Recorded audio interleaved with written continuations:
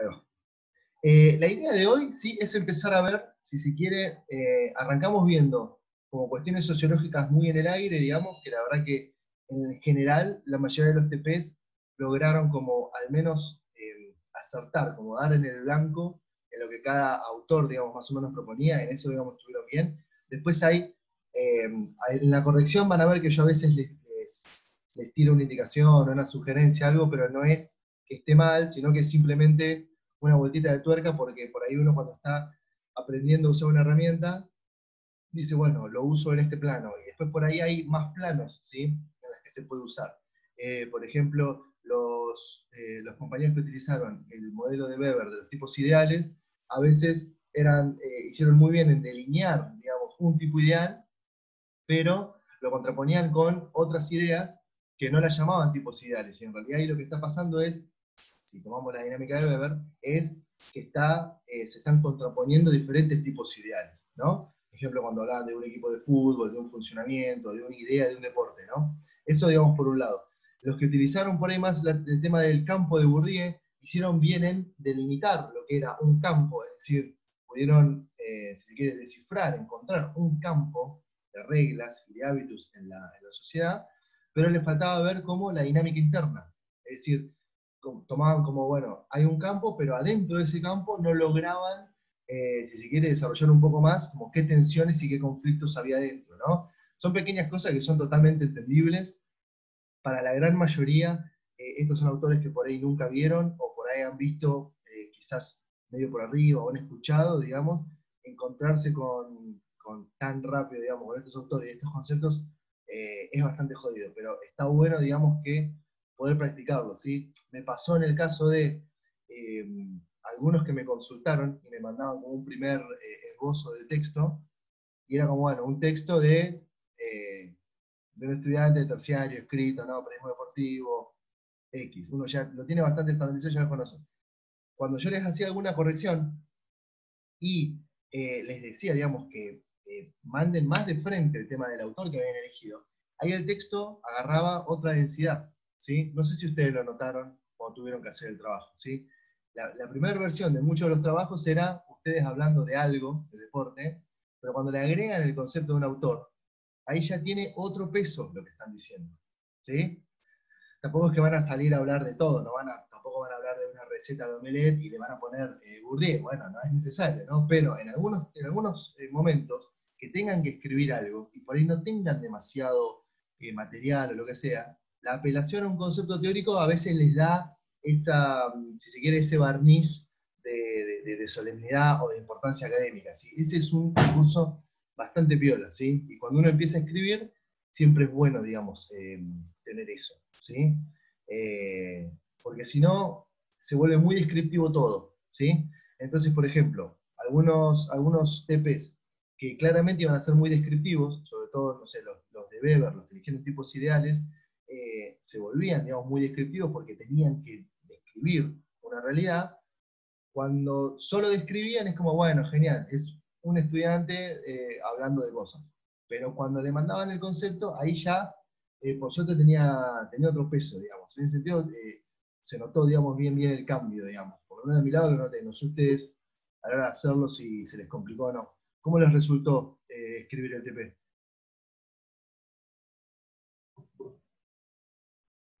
Yo di muchas vueltas, Okay. muchísimas. No sé si, supongo que lo habrás visto, yo te Sí. pregunté, vos me guiaste y terminé haciendo otra cosa, completamente Sí. diferente, que me pareció que lo entendía mucho más y que lo podía expresar de otra manera. Así Sí. que sí, estuve bastante con eso y me costó mucho, pero bueno, lo pude hacer al final. Está bueno. A ver, es una cosa que se ejercita, ¿no? Cuesta por ahí de buenas a primeras tirarle esto. Mira, me pasó, por ejemplo, con los chicos de primero, que también les mandé un TP, digamos, que es de economía, digamos, y era bastante más simple la consigna, y digamos, recibí muchas más preguntas sobre la consigna del TP que sobre cualquier otra cosa. O sea, como repasar, como comprender qué era lo que estaba pidiendo con la consigna, porque simplemente les estoy dando como herramientas conceptuales y que las apliquen en una noticia. No tienen que crear ellos una noticia como crearon ustedes, pero sí analizar una noticia que existe, ¿no? y tiene 1.000 millones de dudas. Entonces está bueno eso, que a esta altura sean capaces de decir, che, bueno, miren, tenés esta escuela, esta escuela, esta escuela, esta escuela, analiza algo. Y en el caso tuyo, bueno, encontraste lo que en general es lo que uno se siente cómodo. Es muy raro que uno, en una evaluación por nota, con un tiempo límite, diga, bueno, voy a agarrar algo que no me siento cómodo, voy a agarrar algo que no sé. Eso sería raro, digamos, pero bueno, a veces pasa. ¿Los demás qué onda? ¿Cómo se encontraban haciendo el TP?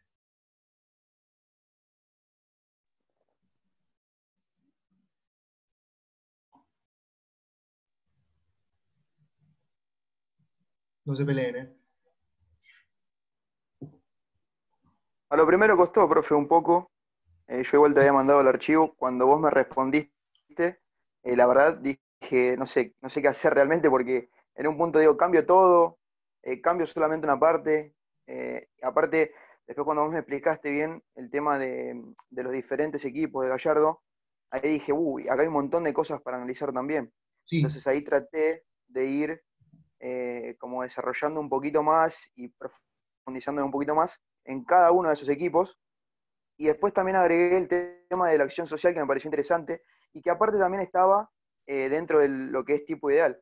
Así que traté también de utilizar la figura de Gallardo sí, y fui comparando también con eso. sí, sí, sí, sí. No sé si, ahora que hablaba de esto de River Gallardo, y qué sé yo, ahora vieron que está pasando algo bastante fuerte, digamos, por esta cultura, es eh, Disney compró a Fox Sports y medio a Fox Sports medio como la están dejando morir.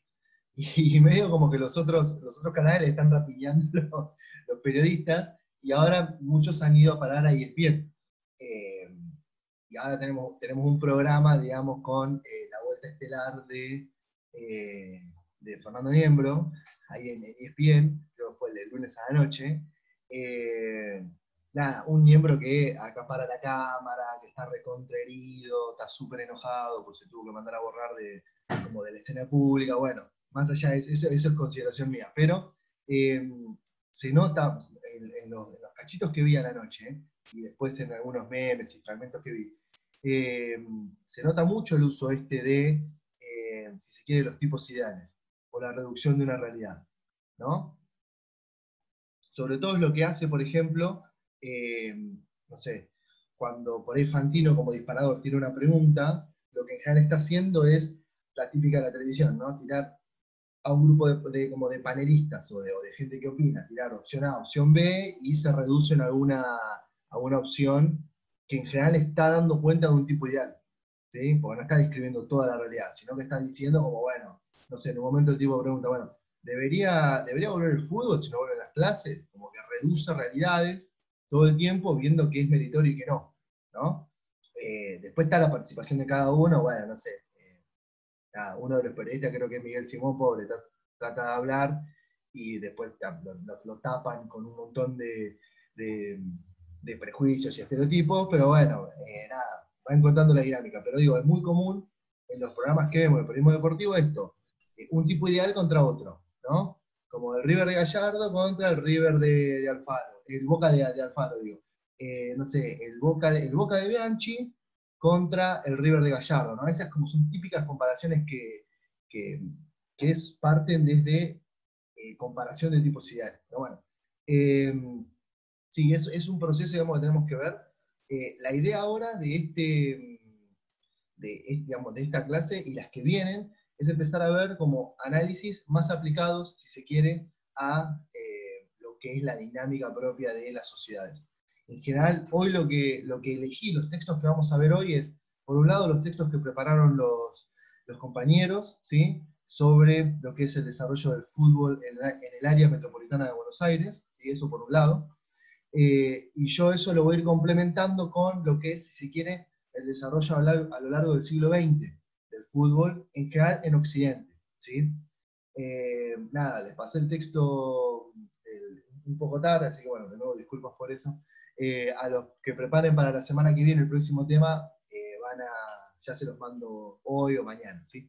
Así que bueno, no sé qué pudieron ver, cómo lo prepararon, si leyeron todo, si se lo leyeron. Nada, no sé qué aspectos vieron del texto, a ver.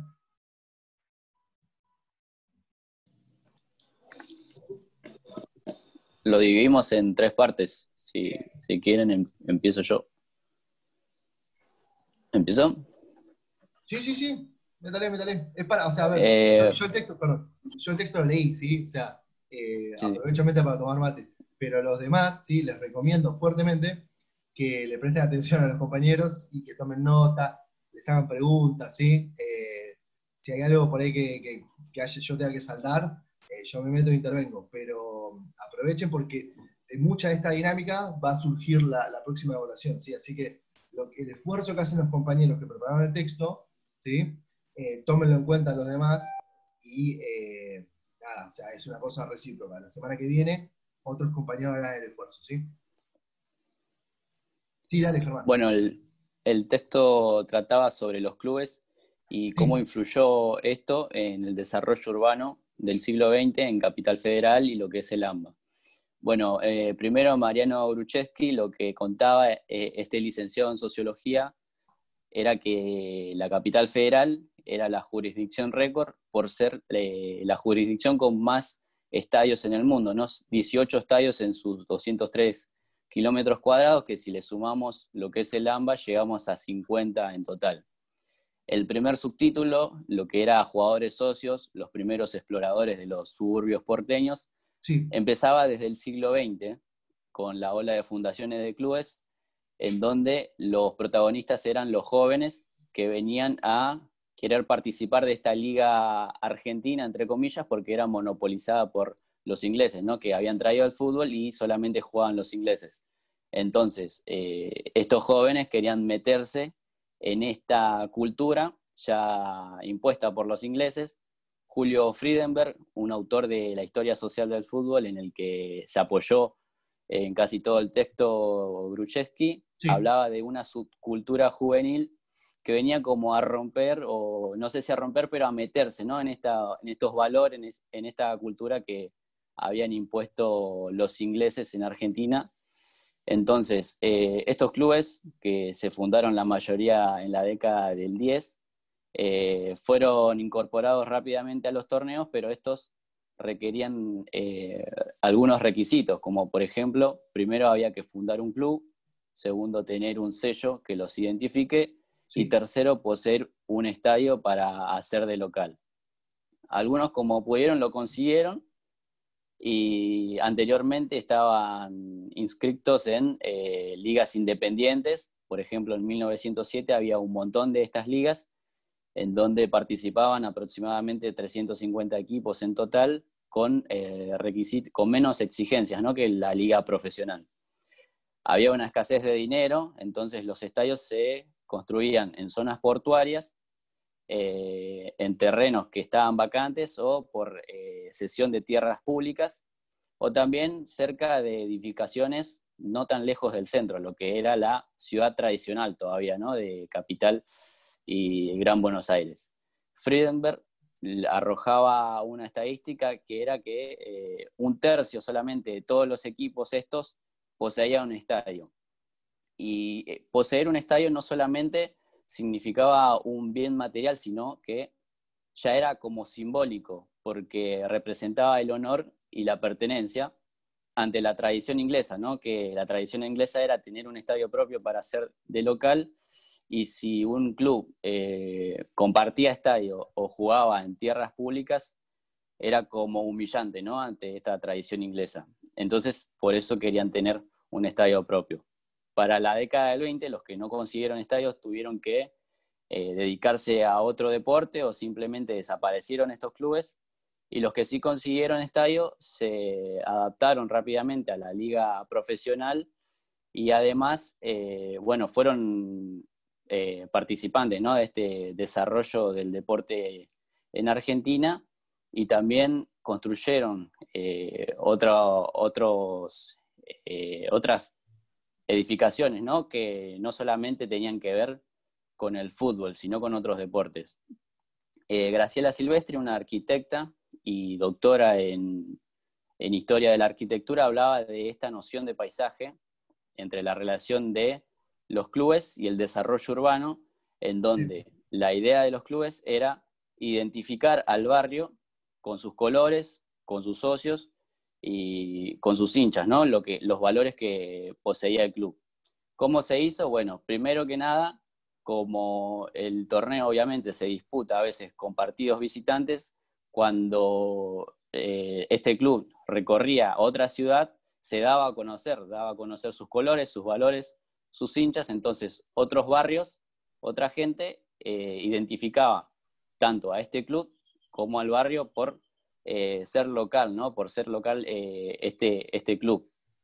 El beneficio que tuvo también era que los jóvenes fundadores, como recorrían los barrios, tenían una percepción mejor de lo que los rodeaba, lo que era la capital federal, y así creció su sentimiento más arraigado de lo que era la identidad, ¿no? Como este espacio local propio que conformaba toda esta capital federal. También lo que tuvo de bueno fue que empezaron a ocupar zonas despobladas, semirurales. Veíamos las fotos de la cancha de Atlanta en Humboldt 470 en 1922, que sigue estando allí, o la Almagro en Gaona 102, al frente del Parque Centenario, que si bien, bueno, después se fue a 3 de febrero, veíamos en la foto que no había nada edificado, solamente estaba el estadio, eran paisajes semirurales, como decía bien el texto. Sí. Y en ese tiempo los espacios de Cava no tenían algo simbólico, ¿no? Que delimitara, si bien estaba delimitado los barrios, no había algo que representara a los barrios. Entonces, la inclusión de los clubes a los barrios le dio una identidad tanto al barrio como al club, porque ya cada barrio tenía la identidad por ser local de este club. Por ejemplo, Núñez con River Plate, La Paternal con Argentinos Juniors, Platense con Saavedra, que bueno, si bien ahora está en Vicente López, sí, se identifica con el barrio ese. Entonces el club se adueñó tanto del espacio material como simbólico, ¿no? Era el representante del barrio. El Estado también empezó a tener un rol paralelo. El club era el eje central que daba la actividad física, y el Estado era el que incentivaba a que esto se desarrolle. Como por ejemplo en 1905, con un proyecto de ley de los concejales, en donde daban la concesión, por ejemplo, del Parque Chacabuco a escuelas o asociaciones que tengan como objetivo realizar actividad física, a cambio de que, bueno, primero incentiven a la gente a realizar la actividad física y que construyan.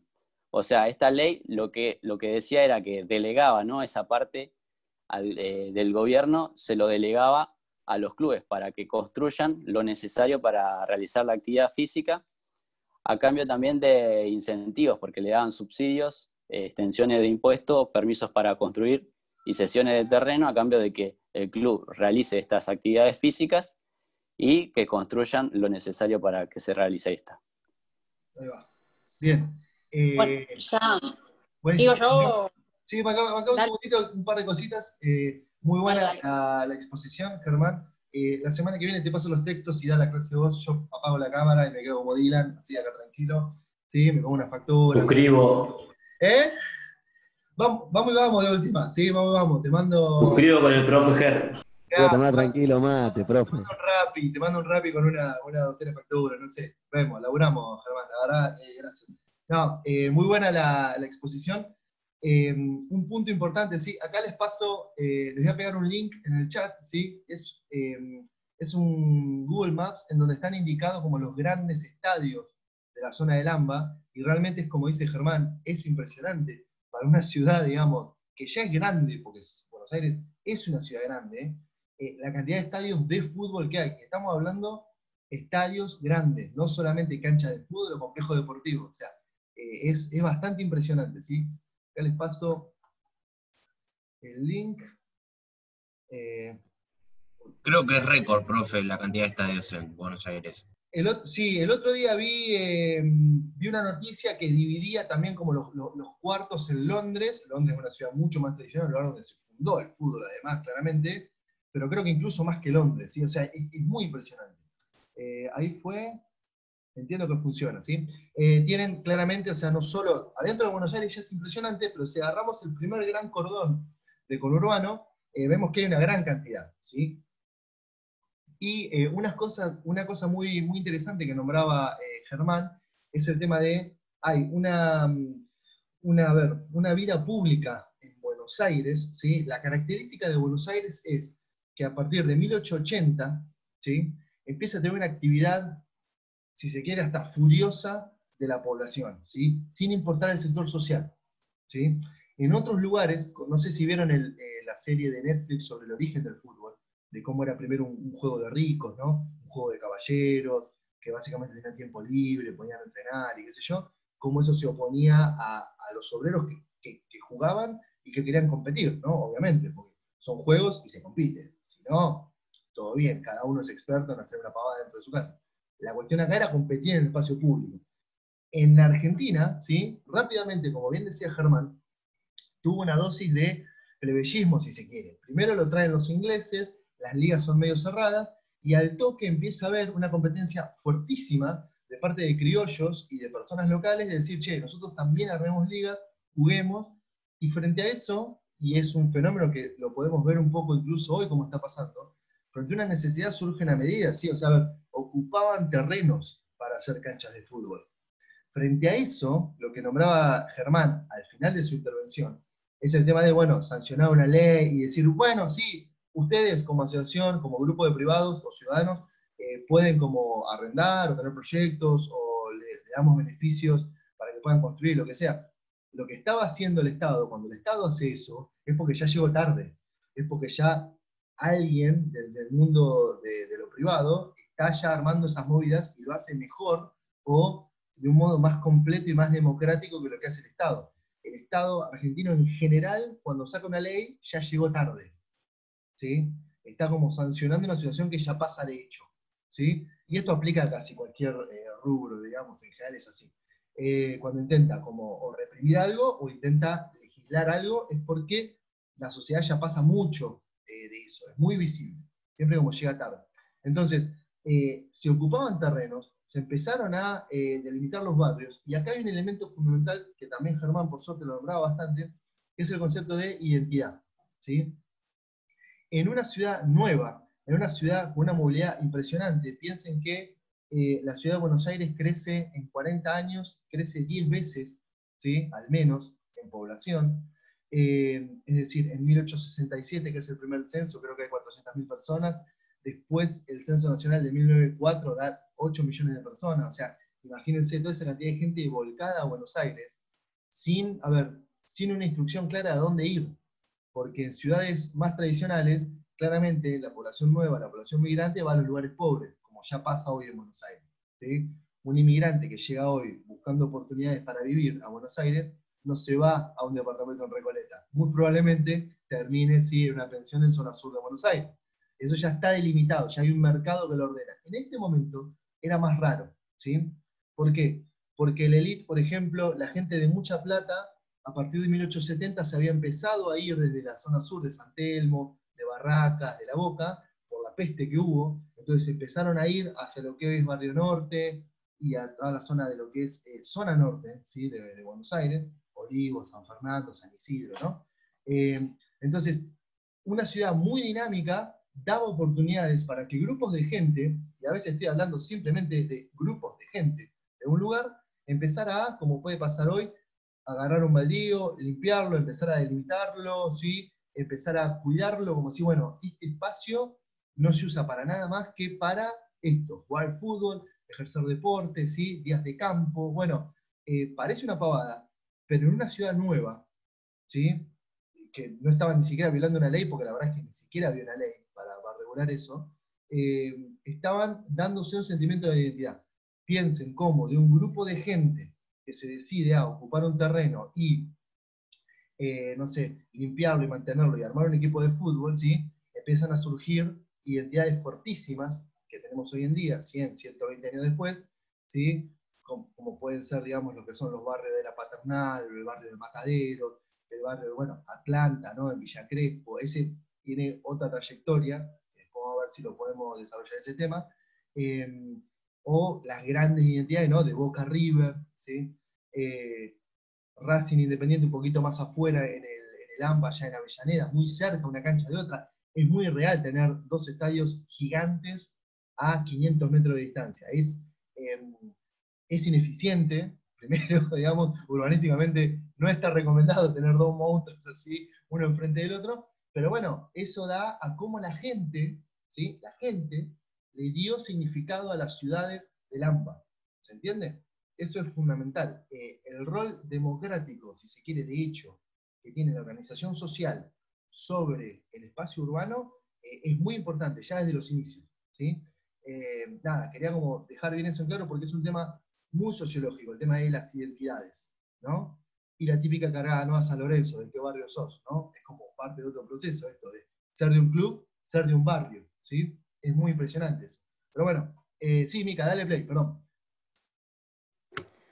Bueno, nada, entre las décadas de 1920 y parte también del 40 es donde se da todo este espectáculo del fútbol. Como hay un boom en el fútbol, en el AMBA, Sí. con lo que decía Germán, con la construcción de los estadios y de las sedes sociales. Y también es en este periodo en el que sucede esta gran expansión de Buenos Aires, como dice en el texto, que en realidad expansión se refiere a lo que decías vos de la ocupación del territorio y las edificaciones de casi todos los estadios que conocemos hoy. Sí.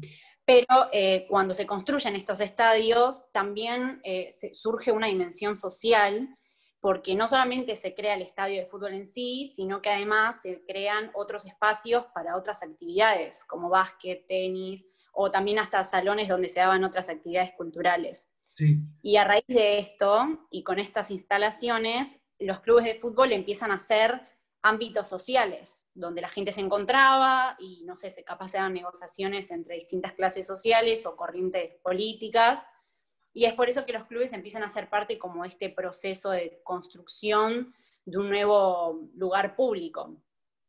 Sí. Como dijo también Ger, este proceso fue creado por los sectores urbanos, y los clubes fueron como la expresión de los valores y de la práctica, pero además también fue una forma de demandar los problemas, o sea, de pedirle al Estado, o sea, fue una forma también de demandar algo. Entonces, por eso el texto dice que no es raro que el ámbito político esté metido en todo este tema. Sí. En la reforma de la ley orgánica municipal, que fue en 1917, se establece la elección de los concejales que iban a ocupar el poder legislativo de la ciudad. Y ahí es donde se empieza a poner a los clubes y al deporte como un tema de discusión.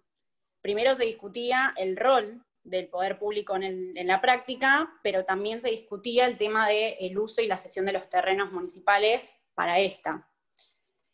Bueno, por esta razón, en la década del 20 empieza a ser un periodo donde los clubes y los municipios empiezan a tener una relación estrecha por el tema esto de los subsidios que decíamos recién, que se les da a los clubes para que puedan ampliar sus instalaciones y mejorarlas.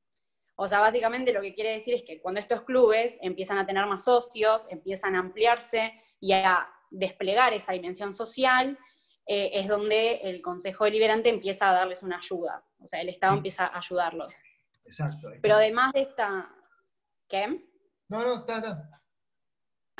Que además de esta relación se da una división de roles entre los clubes y los municipios. Y empieza a haber una tensión por parte de los poderes públicos por el tema de la construcción de infraestructura deportiva, ya sea de los estadios o de lo que voy a hablar más adelante, que es el tema de los espacios públicos, las plazas y todo eso. Sí.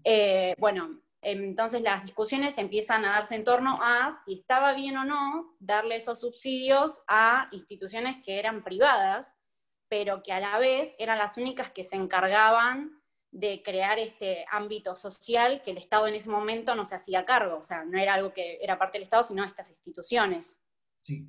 Entonces, estas tensiones se empiezan a ver reflejadas en 2 ideas diferentes. Una fue el proyecto orgánico de la Comisión Estética de Edilicia, que fue en 1925, y después el otro era un proyecto del Consejo Deliberante, que era crear un estadio municipal, o sea, que no se hizo nunca.